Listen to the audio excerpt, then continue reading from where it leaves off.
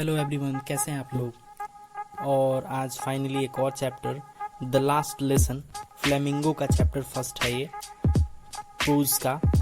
और ये chapter history में हम लोग को ले जाता है, पास्ट के फ्लैशबैक को एक बार शो करता है कि किस तरीके से जर्मनी ने फ्रांस के ऊपर कब्जा कर लिया था, और उस वक्त की सिचुएशन के बारे में, उस वक्त के स्कूल कॉलेज के सिचुएशंस के बारे में ये स्टोरी हमें बताती है।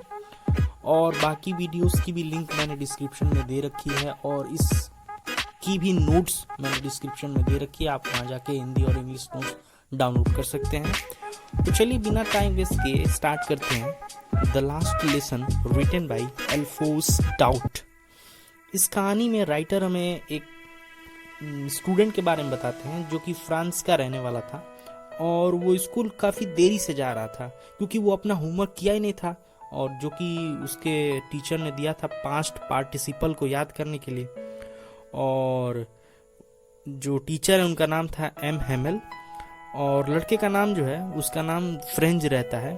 और सोचता है कि स्कूल जाने से अच्छा है कि मैं कहीं स्कूल के बाहर ही घूमूँ, स्कूल जाऊँ ही ना, क्योंकि होमवर्क मेरे को चेक कराना पड़ेगा और मैंने तो किया ही नहीं है। चलो आज मौसम का आनंद लेते हैं, उधर ही घूमते हैं, नेचुरल ब्यूटी देखते हैं, इस सनशाइन और सन मून स्टार्स तमाम सारी चीज़ों का इंजॉयमेंट लेते हैं, और इस नेचर का भी इंजॉयमेंट लेते हैं। ये पेड़ पौधे, बर्ड्स जो भी चहचहा रही हैं, इन सारी चीज़ों का आनंद लेते हैं।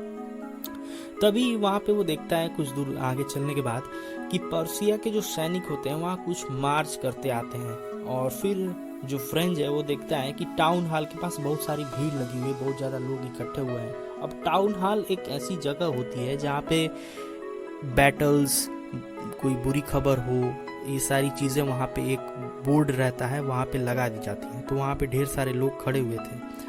तो एक फ्रेंच जो है काफ़ी जल्दी में था, और उसको एक दोस्त कहता है कि अरे यार यहाँ पे एक न्यूज़ लगी हुई है, उसको देख लो। तो फ्रेंच काफ़ी जल्दबाजी में था और उसको इग्नोर करके चला जाता है।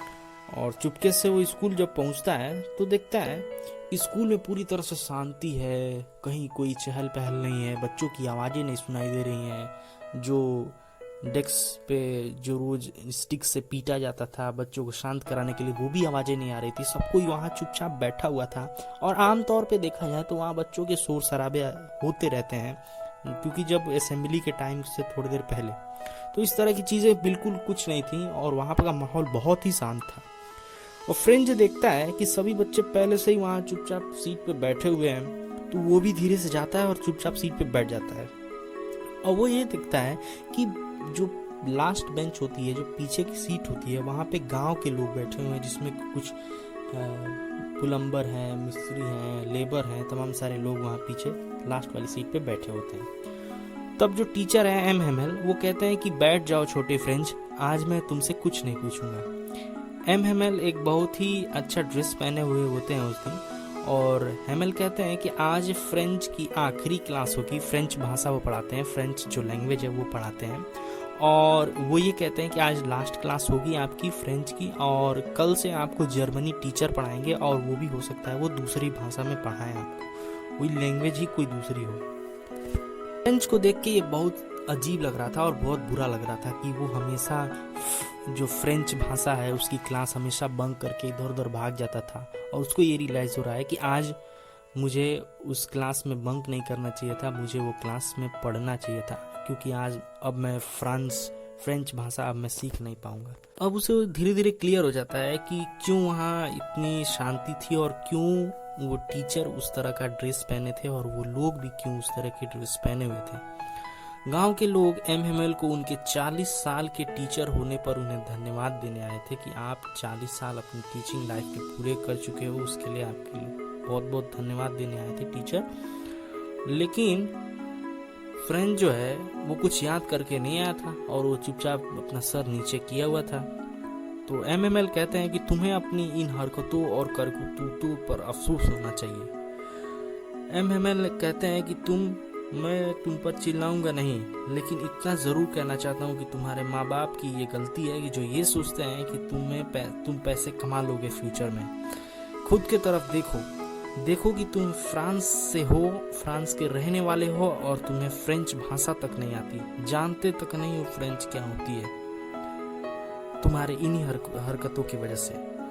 तुम्हारे माँ बाप बहुत ही गैर जिम्मेदार थे जो तुम्हें इस तरह से छोड़ दिए और अपनी पढ़ाई गैर जिम्मेदाराना तरीके से तुम करते हो। एमएमएल कहते हैं कि फ्रेंच जो भाषा है वो बहुत ही सुंदर, साफ, आसान और लॉजिकल भाषा है, तर्क वाली भाषा है, और यदि तुम्हारी संस्कृति सुरक्षित है तो तुम्हें पूरी तरह से दूसरे पर निर्भर नहीं रहना पड़ेगा, निर्भर रहने की कोई ज़रूरत नहीं है। फिर एमएमएल ग्रामर पढ़ाना स्टार्ट कर देते हैं फ्रेंच भाषा की, और बहुत ही अंडरस्टैंडिंग में और बहुत ही अच्छे तरीके से वो पढ़ाना स्टार्ट कर देते हैं, और सभी को भी अच्छे से समझ में आने लगता है, और फ्रेंच को भी बहुत अच्छे तरीके से समझ में आने लगता है। और क्लास पूरी तरह से शांत थी और केवल पेन के लिखने की आवाज़ें आ रही थी। वहाँ पर कबूतर भी उनकी लेक्चर को सुन रहे थे, और वो भी बहुत ध्यान से। छात्र सोच रहे थे, सभी स्टूडेंट सोच रहे थे क्या कबूतरों को भी जर्मन पढ़ाया जाएगा क्या, जिस तरीके से वहाँ पे तानाशाही वाला माहौल था।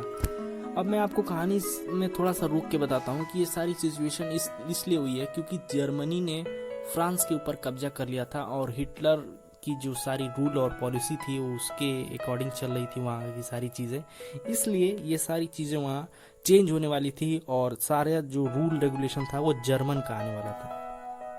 तो फिर स्टार्ट करते हैं। तो वहाँ से क्लास रूम से कुछ दूरी पे एमएमएल का गार्डन था, और वो क्लास से दिखाई देता था, और ये सारी चीज़ें बच्चे याद करते हैं कि अब ये सब चूज नहीं रहेगा। एमएमएल जो टीचर हैं वो अंदर ही अंदर बहुत टूट चुके थे और सोच रहे थे कि कल से अब हमें सब कुछ छोड़ना होगा, सब कुछ छोड़ना पड़ेगा। और अब आवाज़ें बच्चों जैसी कुछ पीछे से आ रही थी धीरे धीरे, क्योंकि वहाँ वो अब सैनिक आ रहे थे सीट पे, और पीछे की तरफ से आवाज़ आ रही थी। और अब लास्ट में चर्च की घड़ी में 12 बज रहे थे, और पर्सिया के सैनिक मार्च करते हुए वहाँ आए, और एमएमएल खड़े हुए लास्ट में और कुछ कहना चाहते थे पर कह नहीं सके, और वो ब्लैक बोर्ड के पास जाते हैं, ब्लैक बोर्ड की तरफ जाते हैं, और वहाँ लिखते हैं विवेला फ्रांस। इसका मतलब है कि फ्रांस जिंदाबाद, long live France. Thank you so much इस वीडियो को देखने के लिए, और बाकी वीडियो की भी लिंक मैंने डिस्क्रिप्शन में दे रखी है, आप वहाँ जाके वीडियो देख सकते हैं और video. Thank you so much.